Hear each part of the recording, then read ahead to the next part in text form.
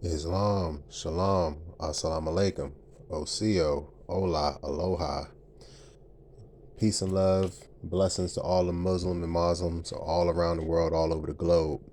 Peace and love to the Honorable Prophet Noble Drew Ali, the Prophet Muhammad, Buddha, Confucius, and of course Yahshua the Christ, also known as Jesus.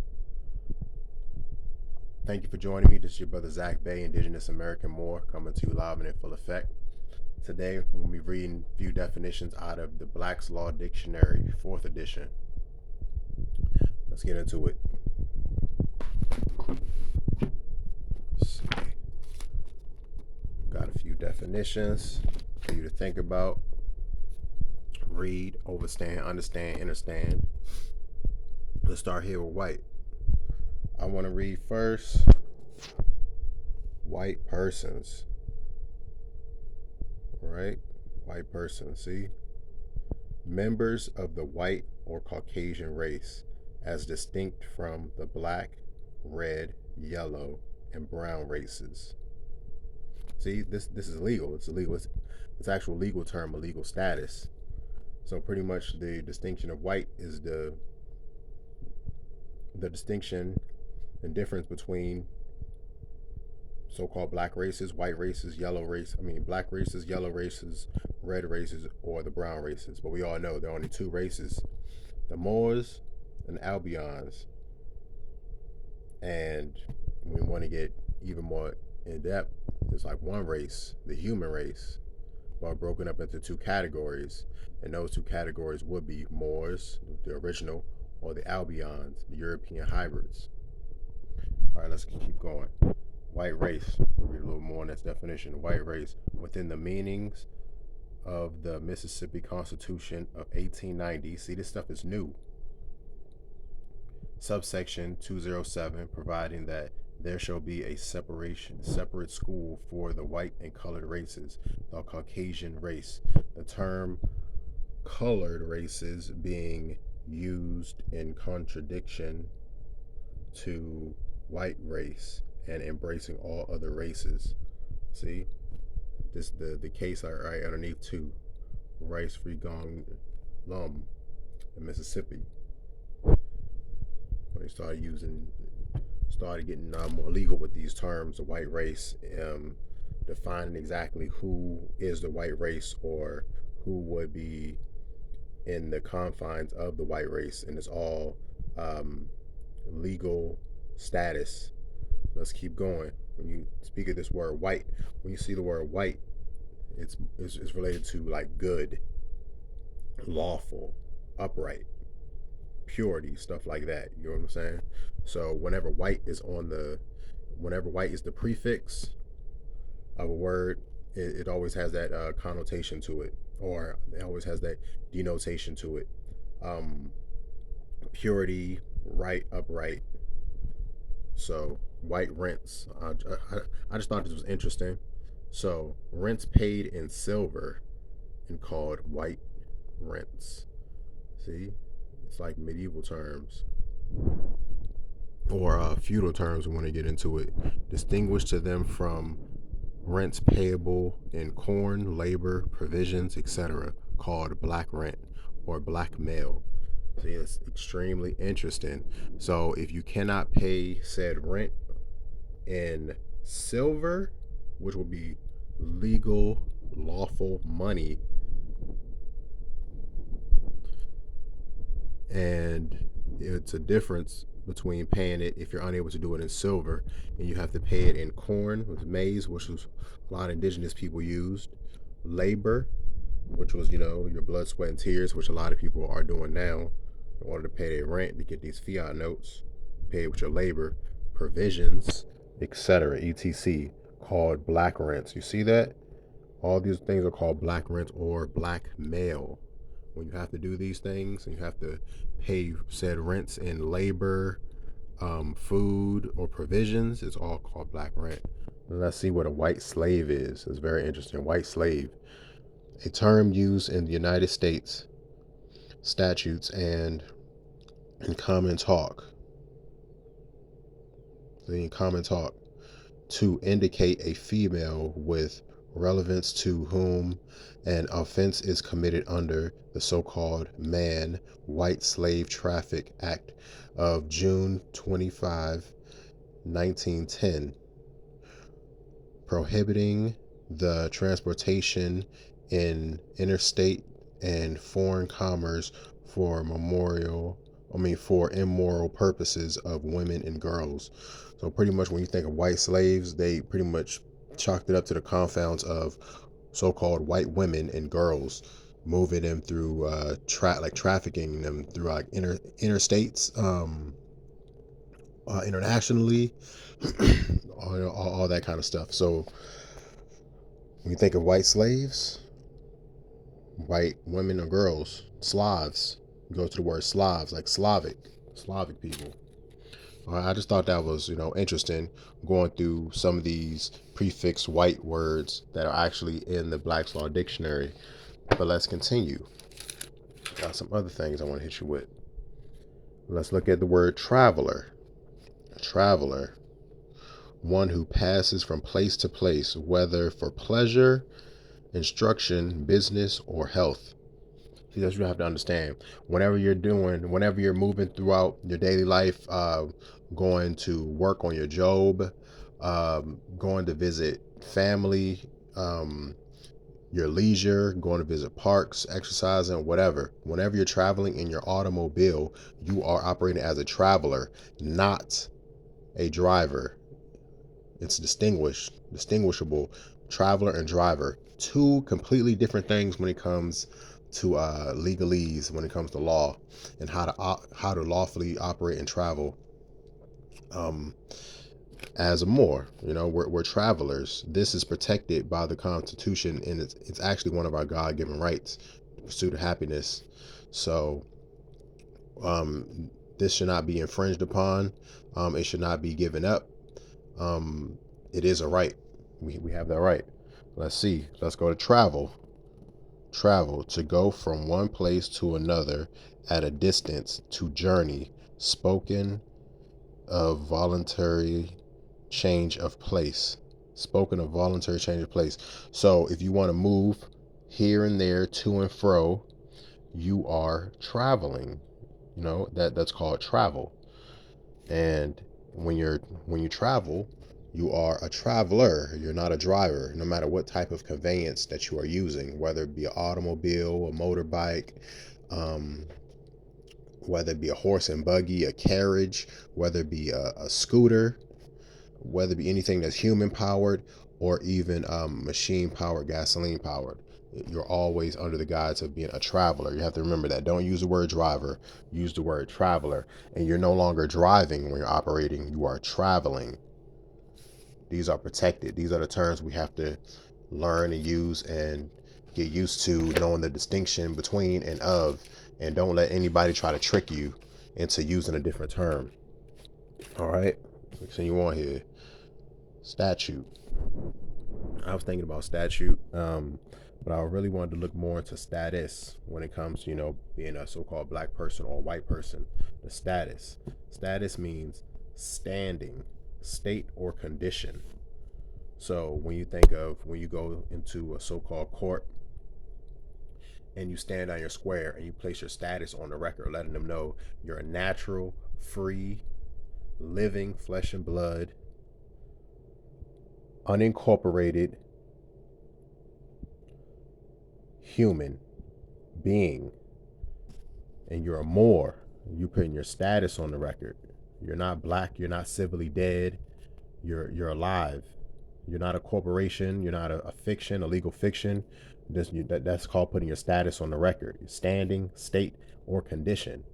If you do not put your state and status on the record properly when you are inside of those venues, you will be looked upon as an undesirable, as a Negro, black, colored person, simulacrum, like I said, undesirable, a person who does not have the proper standing or status. Your state and your condition is invalid. It's wrong, which means they can do and treat you any kind of way they want to. So when you go to statute, it says an act of the legislature declaring, commanding, and uh, or prohibiting something. So when they make a statute, they're pretty much just declaring and commanding, and they're prohibiting us from doing something. Pretty much, it's not really a law. It's more of a command from the authority which was given to them. But I really wanted to go through the status part of status. Next one I want to cover: squatter. Squatter. Exactly what's a squatter?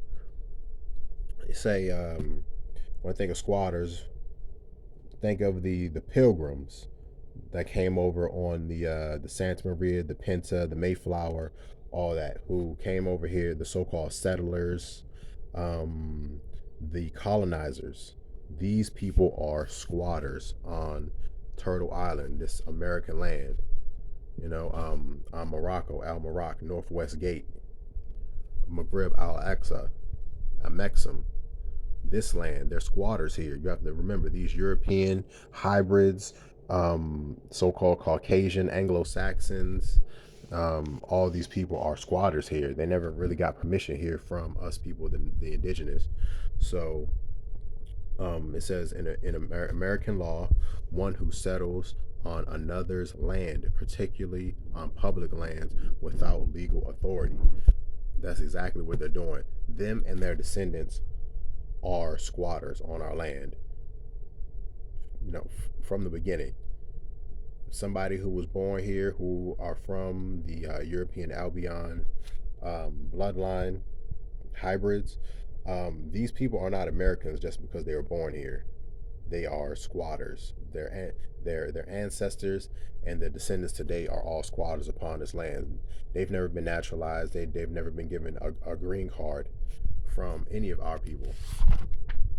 Have to remember that, and we got to stand on it and enforce it. All right, now I want to go to, we're looking at sovereignty. Sovereign people. I want to read these. So a sovereign, a person, body, or state in which independence and supreme authority is vested, a chief ruler with supreme power, a king or ruler with unlimited power.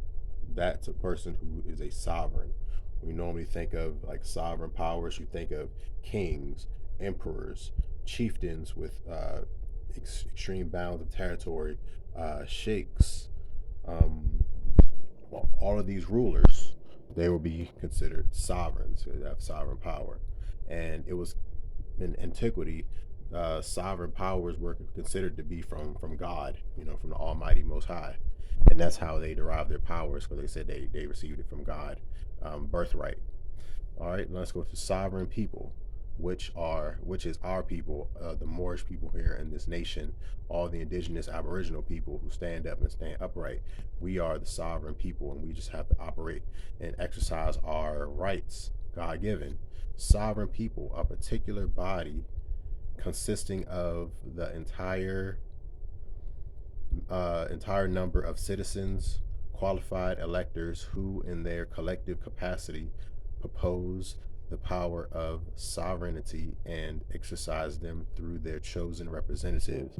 That's us, and that's what we have to do. We have to put our people in power and operate using our God-given rights, our right to determination, and start setting up our own governments. Sovereign right. It's right there. Sovereign states. Each state was sovereign before it joined into the Union after the Civil War. Sovereignty, something to look into. I'm not going to read through these, but if you want a screenshot, you could pause it. But you can check out these definitions. Try to get a better view for you on this one. Let's see, and a little bit more. Check out these definitions. If you want a screenshot, go ahead. But we're gonna keep moving along. All right, Morris, thank you for joining me. But we're gonna keep going. All right, I want to look at this one. Repair, to mend, remedy, restore, renovate, to restore to a sound or good state after the decay, injury, dilapidation, or partial destruction. All right, you have to think about that. Repair. So the reason I went into the legal definition of repair and repairs, check out repairs, restoration to soundness, reparation, reparation, work done to property to keep it in good order. So when you think about that, you're thinking of repairing a nation. When you repair people, it says reparations, to repair it and keep it in sound, to mend, remedy, restore, renovate, sound, and it says like sound or good state. That's that means up and operating. Reparations, which is what is owed to the people who were labeled as Negro, Black, Colored, Mulatto, Quadroon, Indians, so-called Black Indians. The people whose status was taken and they were given a false dead status as civilly dead.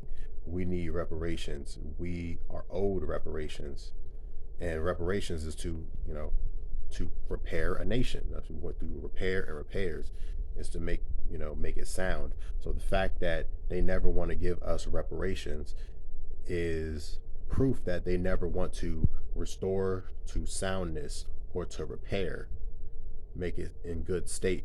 They never want to repair us, because if they did give us such funds, we would be able to repair our nation, and eventually they would be forced out.